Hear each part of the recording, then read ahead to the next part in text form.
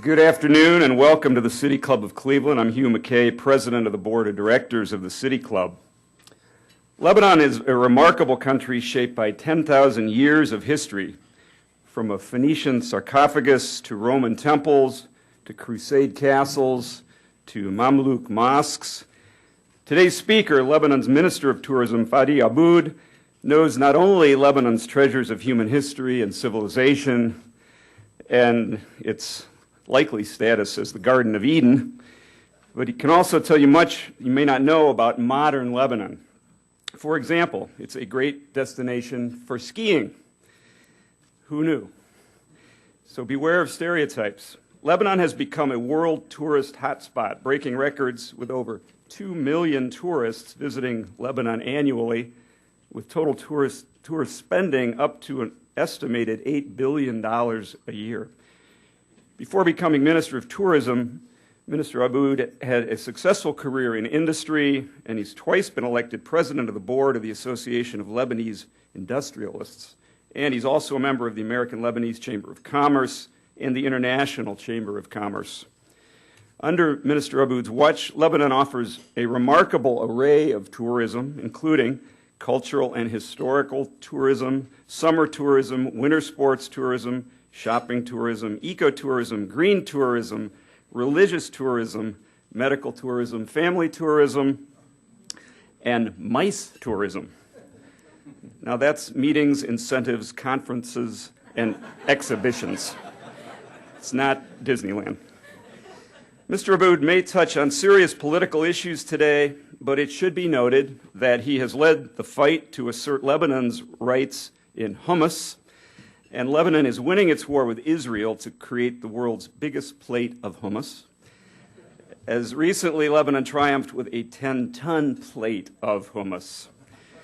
Now, here to talk about even weightier matters, please welcome to the City Club of Cleveland, His Excellency, Minister Fady Abboud.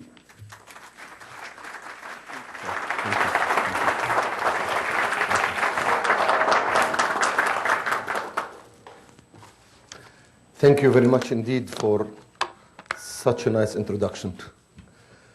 Ladies and gentlemen, when I received your invitation to address this distinguished audience, I felt extremely happy, as I realized that distance, no matter how great, cannot sever the bond between Lebanese immigrants and their country of origin.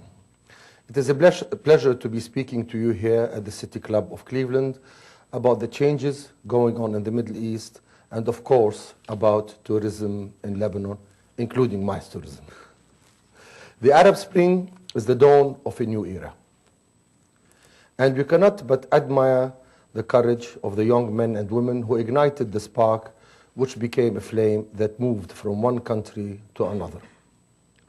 We all know the day that ushers a democratic movement raises hopes and aspirations, but we sometimes forget that the years that follow are fraught with dangers. Despite the hope, we need to be vigilant because democracies need to be nurtured and given a sense of direction. Michael Mendelbaum, the foreign policy expert at Johns Hopkins School of Advanced International Studies, said, "We tend to believe that inside every autocracy is a democracy dying to get out, but that might not be true in the Middle East." If we stop a moment and take a look at Iraq, Libya, Tunisia, and Egypt, and I think today we'll have the results of the Egyptian presidential elections, we clearly see that the change of regime alone is not sufficient to create stable and viable democracies, which open new horizons and improve the quality of life. The supporters of democracy should take a closer look at the way they deal with governments and societies of emerging democracies. For corruption, which was a major cause of the downfall of regimes in the Middle East, can also plague democracies. Fighting corruption should be a major goal for all supporters of democracy. America is the flag bearer of democracy. However, an opinion poll undertaken by the Brookings Institute in 2005 showed that only only 6% of Arabs consider that the role of the United States in the Middle East is to promote democracy and human rights. 6%, gentlemen, ladies and gentlemen. The United States should change this perception by helping reformers create durable, accountable, and transparent civic structure. This means the strengthening of civil society with a particular emphasis on the role of women. It will require a consistent defense of religious liberty. It will mean the encouragement of development, education, and health, as well as fair trade, foreign direct investments. Above all, it should promote transparency as a major tool to fight corruption. The United States must support political reform in the Middle East, for it certainly realizes that democratization is a process and not an event. Political transitions take time, for old elites cling to power, as you know, and emerging democratic institutions lack the knowledge and training to manage the transition to democracy. Civil society is weak, eroded by decades of dictatorship. All this requires close cooperation with reformers to promote the goals and sharpen the tools and create the institutions that reinforce and stabilize a democracy. This also requires the United States of America to look for and cooperate with non-corrupt politicians. They do exist in our part of the world. President Obama's speech in Cairo brought hope to all when he said, "America respects the right of all peaceful and law-abiding voices to be heard around the world. Even if we disagree with them, we will welcome all elected peaceful governments, provided they govern with respect for all their people." The importance of Lebanon in the region is the fact that it is a country where different cultures and religions have always lived together in relative harmony, determined to overcome the problems that can and do arise. These differences that are sometimes the source of conflict are also a source of enrichment in a small country where 18 sects coexist in relative harmony. This is what prompted Pope John Paul II to say that Lebanon is a message to the rest of the world. In this aspect, Lebanon can be a role model in the Arab world, even though its democratic system certainly needs to be reformed. Now, if I may, I shall turn to tourism to give you an idea on what's happening in my country. I'd like to tell you what I expect this summer in Lebanon. A festive season celebrated in every region of Lebanon, more than 10 international music festivals, featuring both local and international performers. Some festivals are held at historic and archaeological sites that create a breathtaking background for performances. Lebanon offers tourists more than a traditional sun and fun vacation. When not soaking up the sun, visitors can soak up some history at a plethora of archaeological sites. I would like to attract your attention that back in the 50s, a lot of Americans used to go to the Baalbek Festival. Baalbek Festival started in 1956, and there were shiploads of American tourists going to Baalbek, which was one of the probably most important international music festivals in the world. And performers really, if they have on their CV Baalbek, it's something very, very important. We are working hard in trying to bring back what used to be, one of the most important festivals in the world. For a change of pace, head to the mountains. Plenty of outdoor activities, including hiking, rafting, mountain biking, await you in the cooler mountain climates. During the summer, when in Beirut we're talking 30, 35 degrees centigrade, usually up in the mountains, which is a few miles, usually the temperatures, we're talking centigrade, temperatures are about 15 to 20 degrees at night. So, the Lebanese usually spend their summers up in the mountains. The number of arrivals in 2011 reached 1.655 million visitors, whereas in 2010 we were just about 2.2 million tourists. And we expect a good season this year. We're up to April, tourist arrivals reached about 436,000. Tourist expenditures have increased by 36%. We know this because of the VAT returns, the tax returns. So it is quite interesting to know that expenditure is up by 36%. The drop in 2011 as compared to 2010 is certainly because of the problems in Syria. We used to receive somewhere in the region of 350,000 tourists by road from Syria. Last year we received about 10,000 tourists by road. For over 4,000 years, Lebanon has hosted different civilizations that have left their imprint on the country, making it an open museum. The cultural heritage and rich history have always been a major attraction for tourists and have placed Lebanon on the touristic map of the world. However, tourism in Lebanon today is not limited to these major attractions. Lebanon has a variety of tourism. Hugh mentioned some.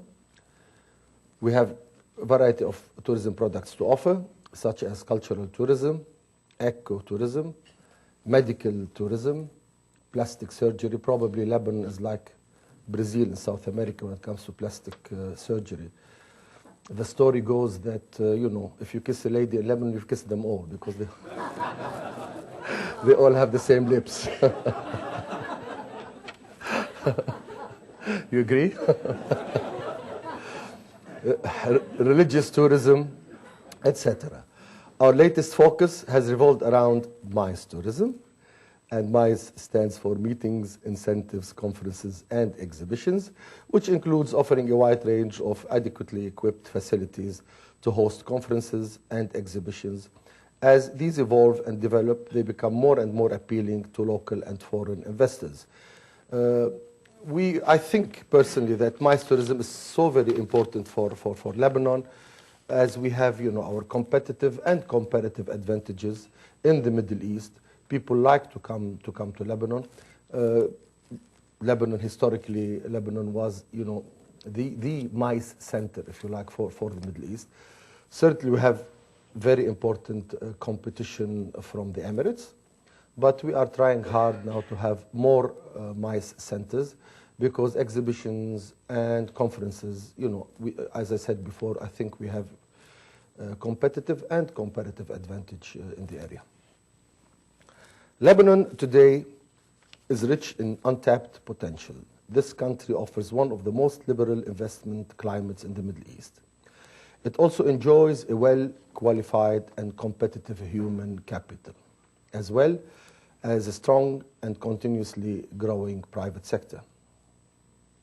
I would like to call on all Lebanese immigrants and expatriates to continue to nurture their relationship with Lebanon. I would like to call on them to be part of reform and development and to act as a promotional force for our unique country. I also would like to invite our American hosts to visit us as tourists and as investors in our small but very promising country. Last, I would like to attract your attention that recently some Gulf countries, namely the Emirates, Qatar, Bahrain, and Kuwait, issued travel advice against traveling to Lebanon and asked their citizens, if they are in Lebanon, to leave the country. Whereas Saudi Arabia did not issue such an advice, and the Western world, with the States, the advice has been there for probably the last more than 20 years. But this attracted our attention because they were first, even before Europe or the States. I personally think it's more political than it has to do with the situation in Lebanon. Yes, last week, as I'm sure you all know, we faced some problems in Lebanon, but we are trying so very hard not to allow it to escalate. The situation now is reasonable, again, the whole of the Middle East is boiling. And I think, you know, in Lebanon, compared to our neighbors, we are not doing so bad. In any case, you know, I would like to hear your questions. I'm here to answer anything you would like me to answer. Thank you very much for having me in the club.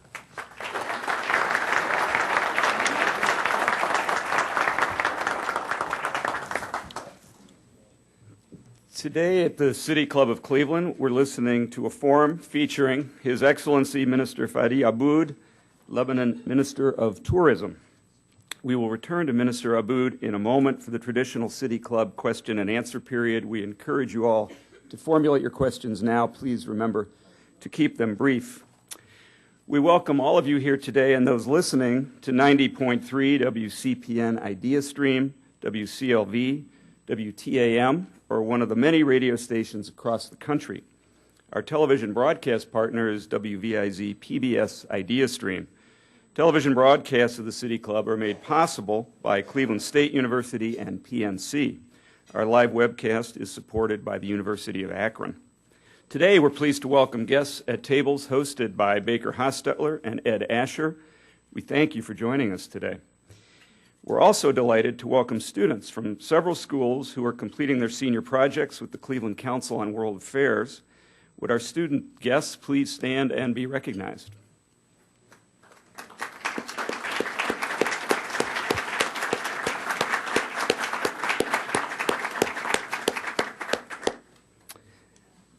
Now we would like to return to our speaker for the traditional City Club question and answer period. We welcome questions from everyone, including guests.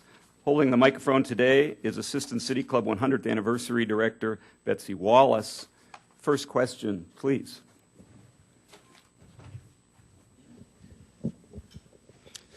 Mr. Abboud, I appreciate the desire for the people in the Middle East, you mentioned the Arab Spring, I think, to desire a greater amount of freedom. Why do so many of them, Muslim people or whatever, hate Israel so much? And with this new movement, can you guarantee Israel as good a peace as they've had in the past? It won't be perfect because the intention or the things that Iran is doing. Thank you very much. Thank you. Hating Israel has, you know, historical reasons.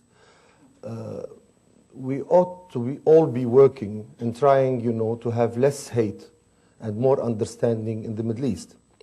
And that is not easy.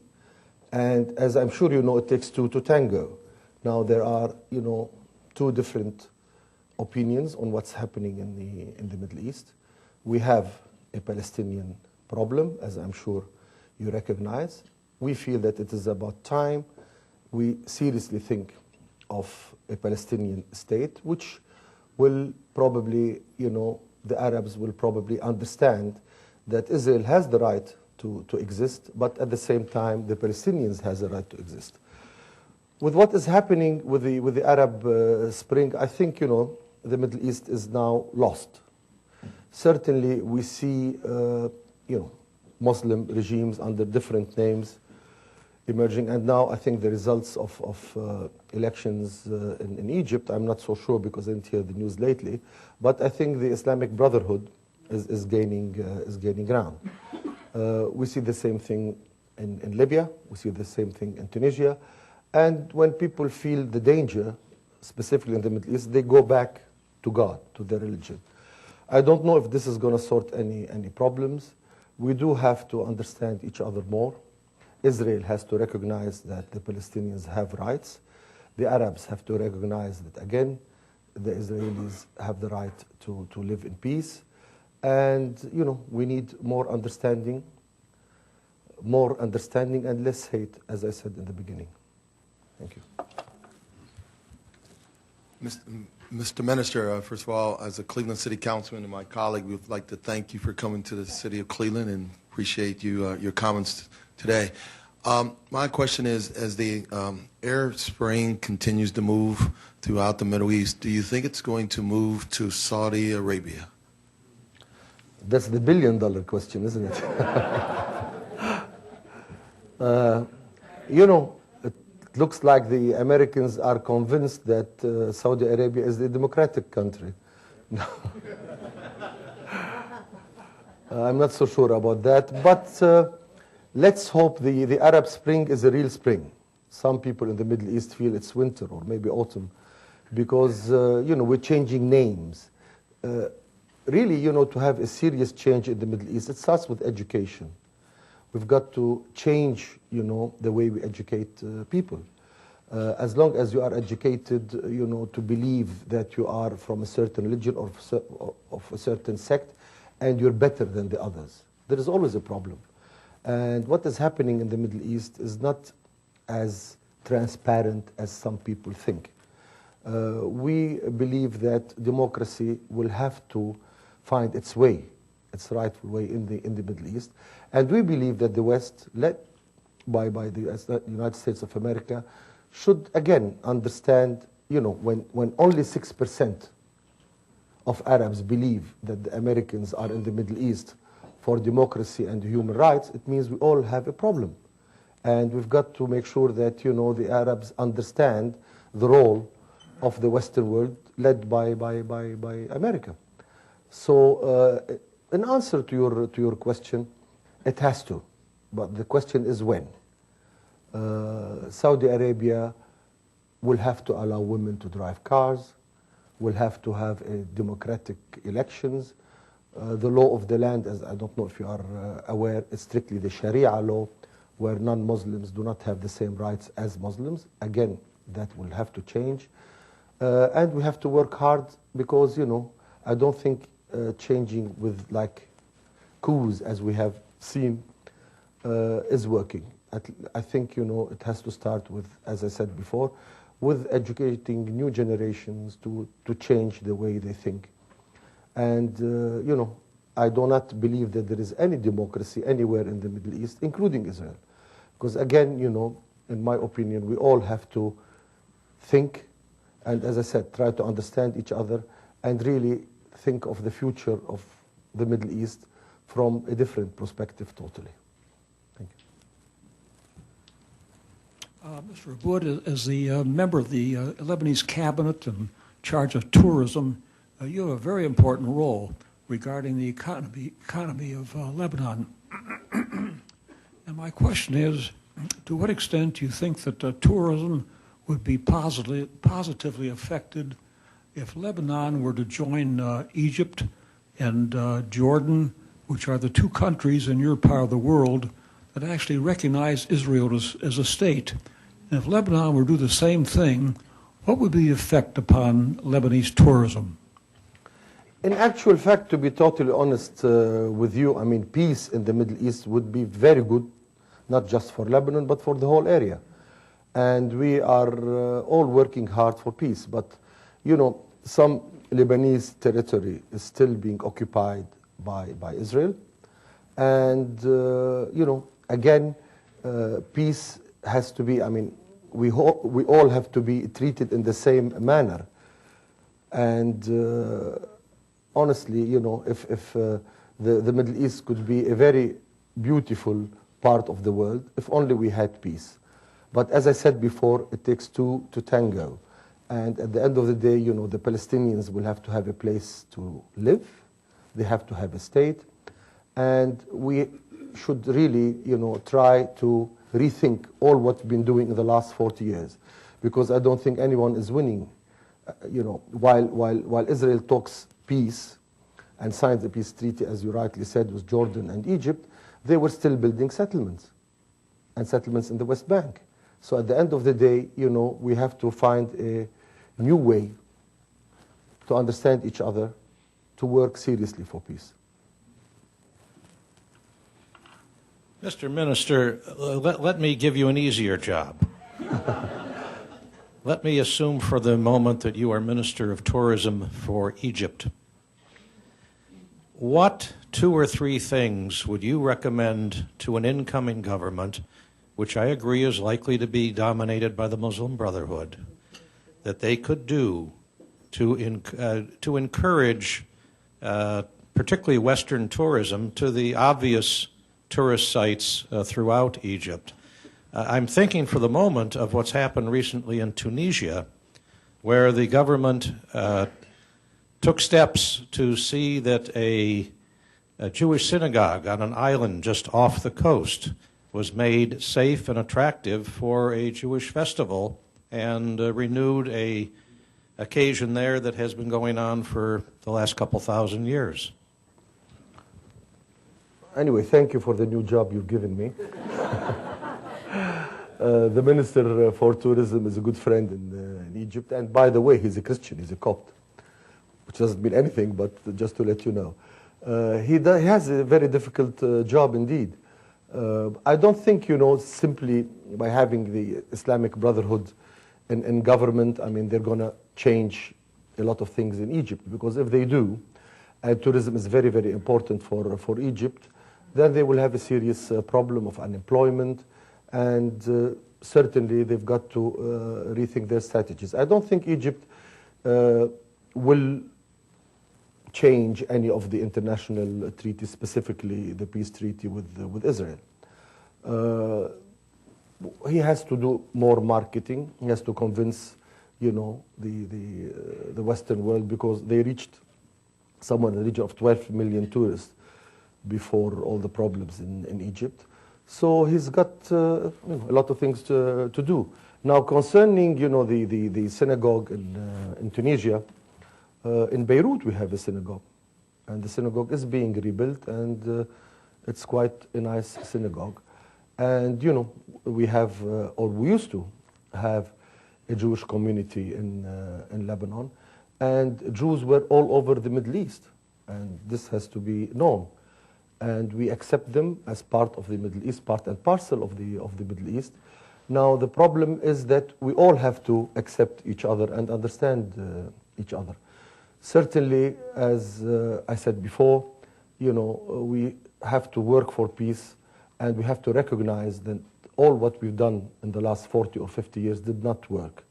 So we need fresh thinking, and we need new leaders who are convinced that peace is possible in the Middle East. And we need, a change of ways in Israel too, not just in the Arab world. Thank you, Mr. Minister, for your comments. When I was a young child, I'm sort of old now. When I was a younger person, we went to movies, and back in those times they had trailers, and there was always something about Lebanon, and I remember it was always called Lebanon is the Paris of the Middle East. Sure. So what steps will Lebanon take to regain such stature where Americans and everyone, and even I at that tender age of 7 or 8, wanted to go to Lebanon? So what can Lebanon do to have a tag that the whole world can appreciate and would come? Will it be the land of Khalil Gibran? Who knows? Thank you. Thank you for your question. Certainly, Khalil Gibran can play a very important role in convincing Americans to come and visit Lebanon. But we have, a lot of great names of Lebanese origin all over the world. That very unique country, we are about 4 million Lebanese living in Lebanon.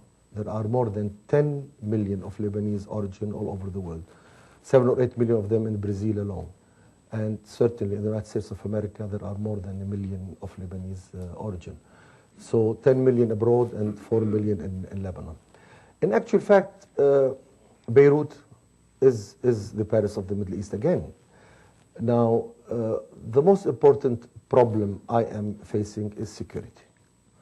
For example, if we had a direct flight between Beirut and New York, as we used to, or Detroit for that matter, where there are a lot of Lebanese, or Ohio, again, tourism between the two countries will flourish. We do not have direct flights. It takes like nearly 24 hours to get to the States, depending on where you're going, because you come either via Europe or via Jordan or via the Emirates. Now, there are security issues why we do not have direct flights from Beirut.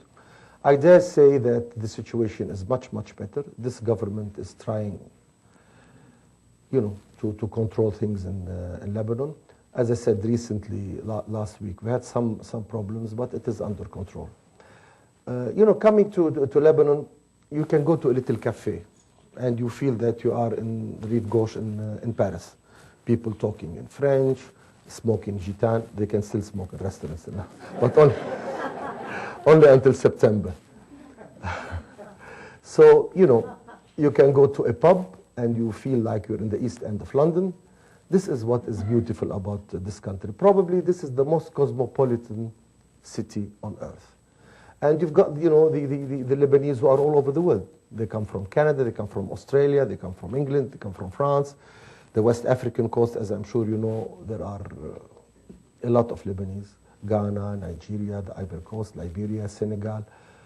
In Ghana, probably 1/3, and Nigeria, 1/3 of the economy is Lebanese in West Africa. So it's really a little cosmopolitan city, Beirut is. So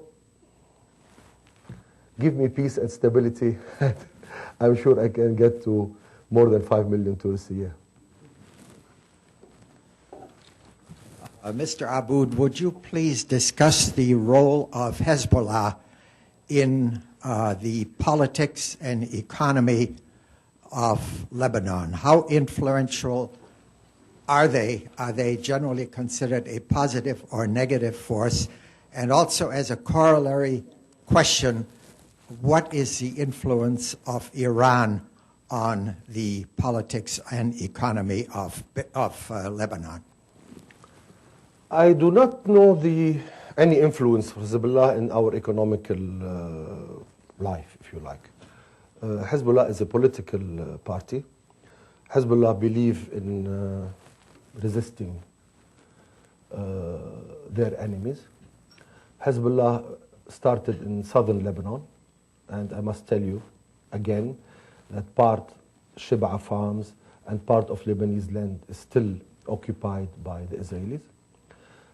They are there in their mind to defend, Lebanon. Resisting an occupied force is something acceptable in every religion, in every democracy, all over the world. Now, this country considers Hezbollah as a terrorist organization. And, I don't know if we are going to discuss this. It takes us, maybe month and month to really define if it is or it is not a terrorist organization. They are dedicated. They know what they want.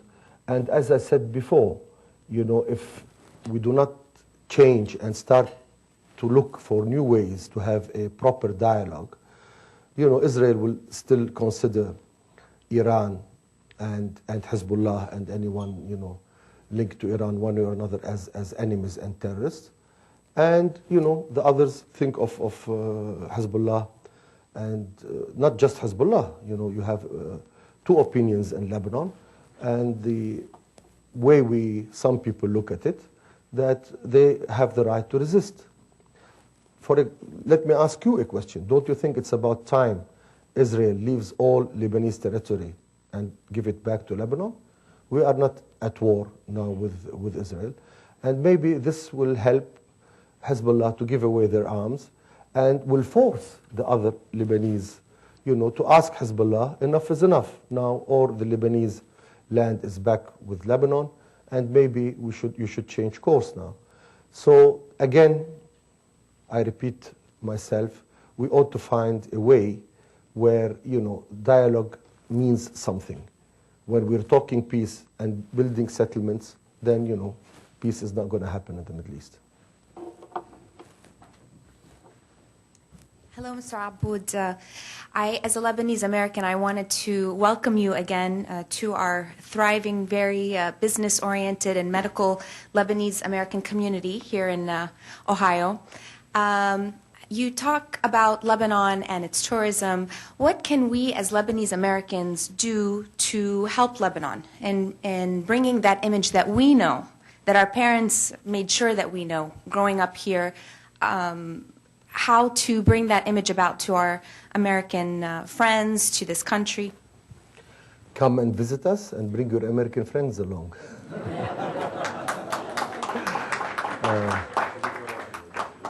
This year, if you like jazz, you know who B.B. King is. Yeah. I think he's 85, 86 years of age. He's coming to Byblos.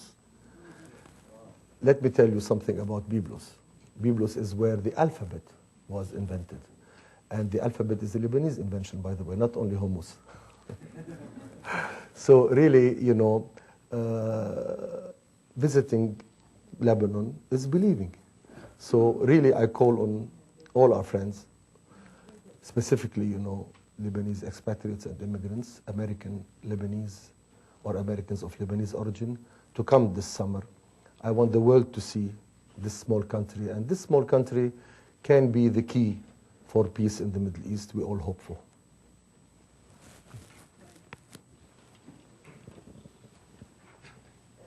Okay, get the microphone. Mr. Minister, I'd like to welcome you to Cleveland. I'd like to give you back your job as a Minister of Tourism in Lebanon. Thank you. Being in the travel industry myself, I would like to ask, what is Lebanon, the government, or the ministry itself is doing as a public relation to promote tourism in Lebanon?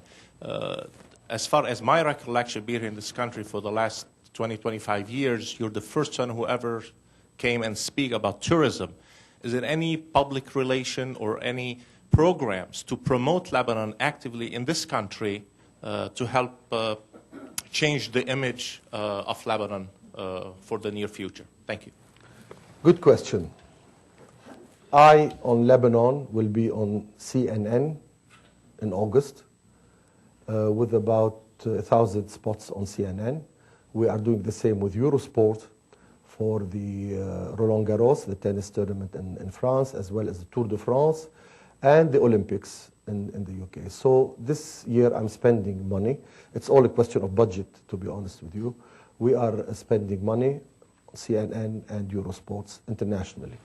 Promoting Lebanon is very, very important. You know, at this moment in time, mention Beirut, mention Lebanon, and people think bombs. You know, changing this perception is not easy. I'm working so very hard to try and to change this perception. Yes, we need to promote Lebanon more. As I'm sure you know, countries with a tourist industry to talk about usually spend somewhere in the region of, you know, $2 to $5 per tourist in promotion, which was not happening in Lebanon. I am now making sure we promote Lebanon. I want the world to know about this little secret called Lebanon.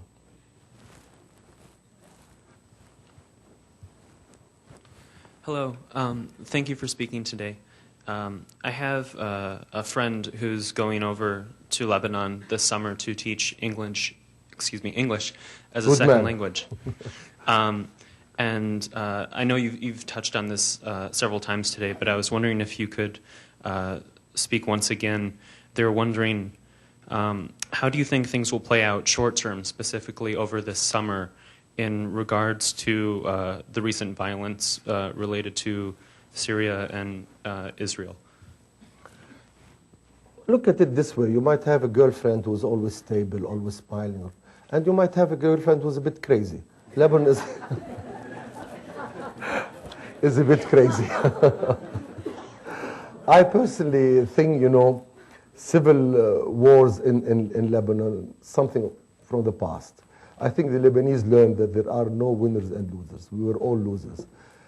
Certainly with what's happening in the Middle East, specifically in Syria, will always affect Lebanon. But I personally think, you know, it's not very, very dangerous. It's not dangerous at all, really. If anything happens, I mean, you know, Beirut airport is always there, or you can take a boat and in 3 or 4 hours be in Cyprus. Really, you know, I have to, as a minister for tourism, I have to always work as if there's no tomorrow, or else, you know, I cannot do my job. But personally, if your question is for me to assess the situation, I think the situation is okay. Remember the crazy girlfriend. I would like to ask you, Mr. Minister, if you would tell us how you think the Syrian situation is going to evolve, and also what role is Iran playing with respect to internal affairs in Syria? Listen, I have to be honest. Syria is not a democratic regime. Defending the Syrian regime is not easy, but if you can point out another to any democracy in the Middle East, I'll be happy to know. Yes, the Syrians have their problems. If we need to change what's happening in Syria by force, I do not know. It is interesting to listen to the West in trying to describe, the Syrian regime. I am, as I said before, not trying to defend the Syrian regime at all. But is there more democracy if we compare, say, Syria, I don't know, to Bahrain or to Saudi Arabia? I don't know which country is more democratic. This is, a question everyone should ask themselves. Do we need to do something about what's happening in Syria? We certainly do. There should be a change in Syria. Definitely there should be a change in Syria.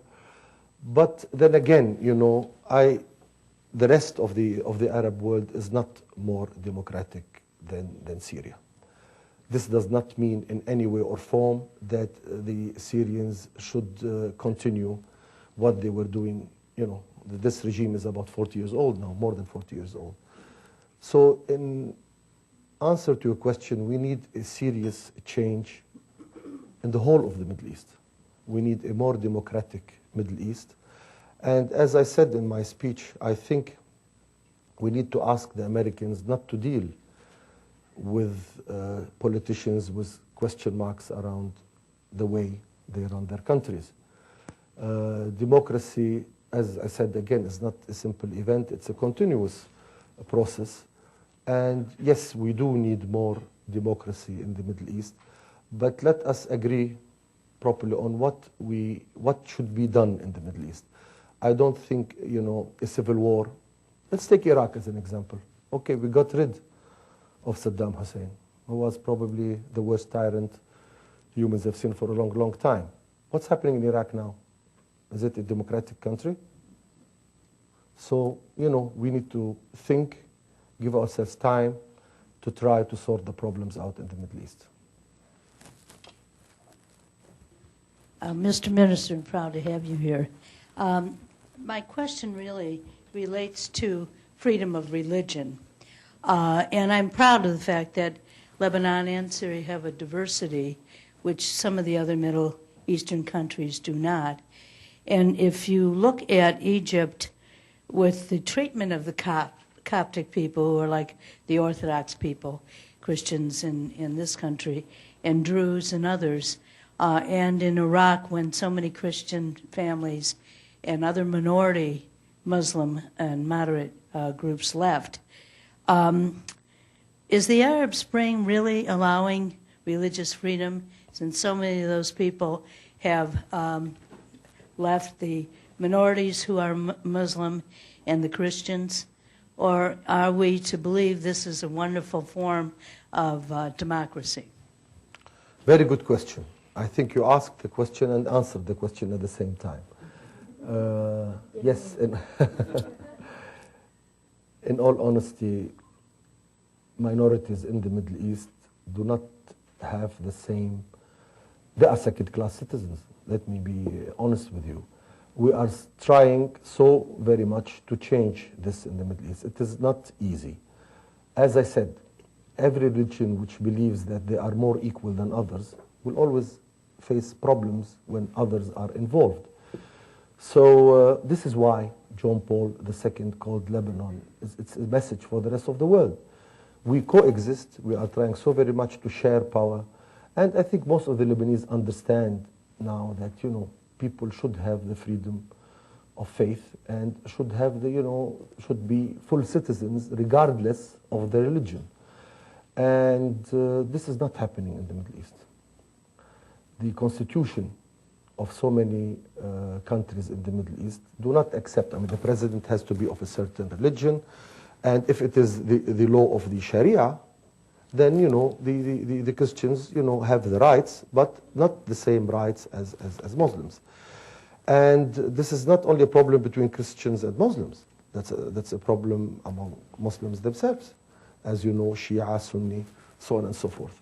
You know, if I really want to have like a bird's eye view of what's happening in the Middle East, it's like medieval Europe.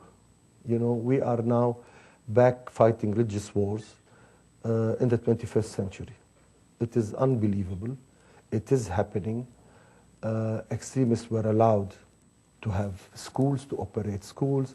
The last 30, 40 years, so much of religious extremists, you know, flourished in the Middle East. Maybe we needed them when there was a war in Afghanistan, but look what's happened now. So that is why, you know, we have to look at the Arab Spring carefully. And if, you know, religion does not become in the Middle East something between you and your God, not in your everyday life, I think we're going to see religious wars for the next 100 years, unfortunately. Mr. Minister, you've been working hard. Let me give you a chance to wax poetic. Do you have I have a general impression that the mountains of Lebanon, the mountainous regions, are exceptionally beautiful. I think this comes in part from the fact that Lebanon is fortunate to have the phrase cedars of Lebanon associated with it, although I, for one, have no idea what that means. I would welcome... Come and have a look. Well, I would welcome hearing from you what is your favorite place in the mountains, and does it have anything to do with the cedars? Indeed, you know, I think the cedars are the oldest live trees in the world. Some of our cedars are a few thousand years old. And certainly, you know, the mountains are beautiful in Lebanon. With the USAID, we did something called the Mountain Trail with money from this country, where you can walk all Mount Lebanon, you know, from the north to the south, passing through the cedars and spending nights in like bed and breakfast, living, you know, the Lebanese life. The mountain trail is I recommend anyone who likes walking. Is beautiful, and you know, Mount Lebanon has been mentioned in the Bible, and has been there for a long time. And we are, you know, trying to preserve our cedars. We have, in some areas, we had some problems, but this is very important for the Lebanese. And as I said, one of the trees is estimated to be 5,000 years old. So really, you know, we are, this is like, you know, on our flag, you see the cedar tree. So for us, this is very important. And if you like to know more, come and visit us.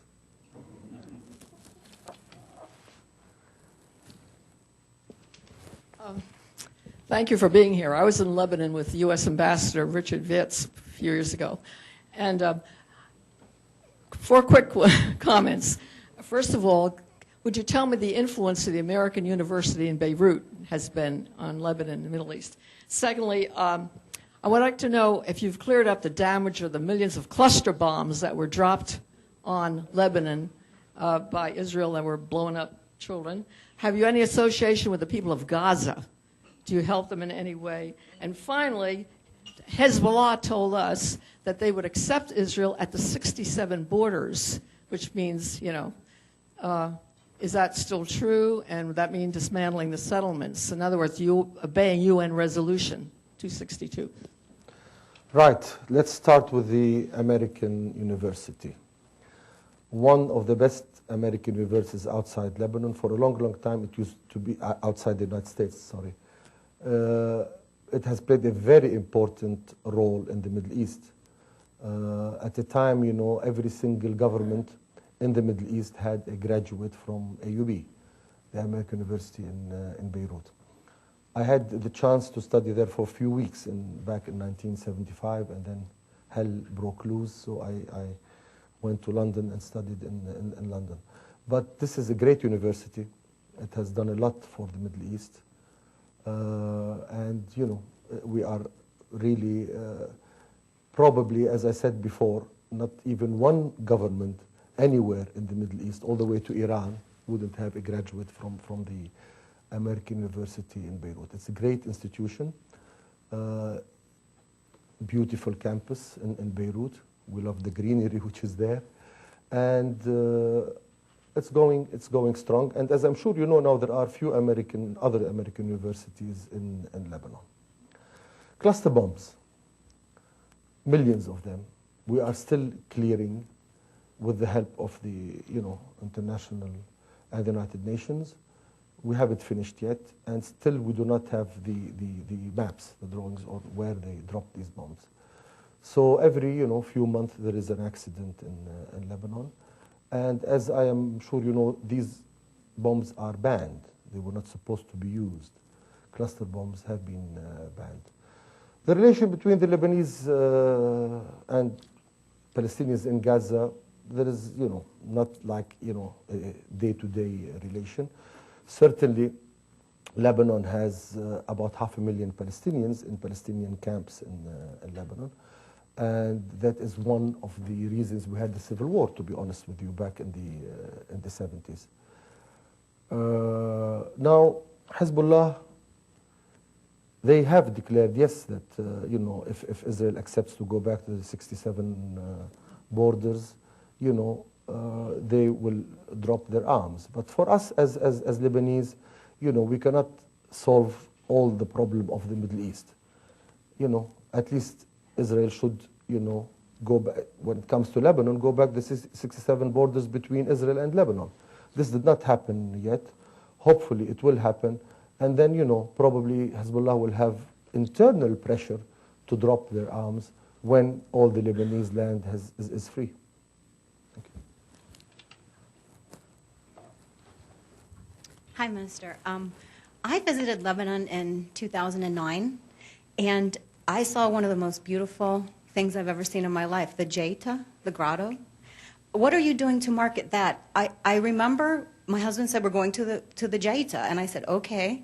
And I walked down and saw the most beautiful natural, structures I've ever seen in my life. Can you explain them a little bit? And I wonder why they're not marketed as much, because they're so beautiful. Did you vote for Rita last year? We voted that. Yeah.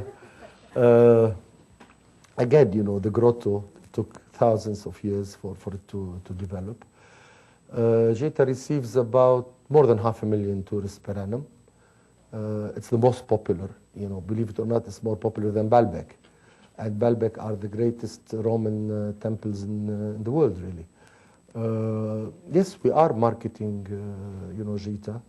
And on average, 80% of the Westerners, because, most of the Arabs, our tourism is 40% Arab, 60% the rest of the world. The Arabs, come regularly. But when we take the Europeans, 80% of the Europeans do visit Jeta. And yes, we market Jeta, and it's one of the great touristic attractions in the country. I'm being given the privilege of making you wax analytical after being poetic. Do you see in the whole world a phenomenon that you are a part of, that the merits of commerce are being seen as having the strength to overcome the temptations of war? Yes. As you know, my background, I'm an industrialist, I'm a businessman. And certainly, if we go and study history, people get to know each other, through commerce.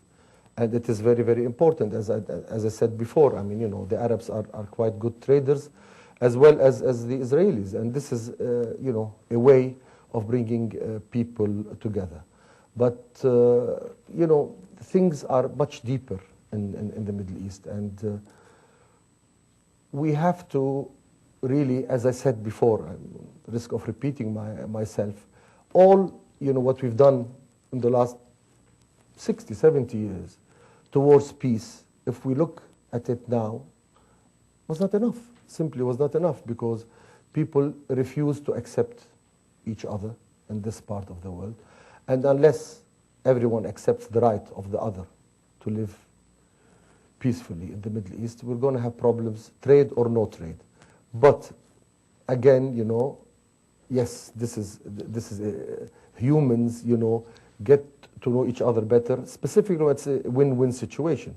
So at the end of the day, let us hope that the Arab Spring will be the spring of everybody who lives in this part of the world, and let us hope that people have enough intelligence not to help anyone who is creating problems in the Middle East. If Israel is under the impression, if Sunnis and Shias are fighting each other, we will live there peacefully ever after, I think they are wrong. We all have to change the way we think, and we have to accept each other, as I said before. Thank you. Thank you very much indeed.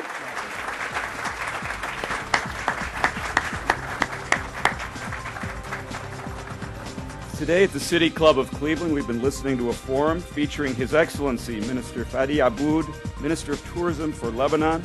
Thank you, Minister Abboud. Thank you, ladies and gentlemen. This forum is now adjourned.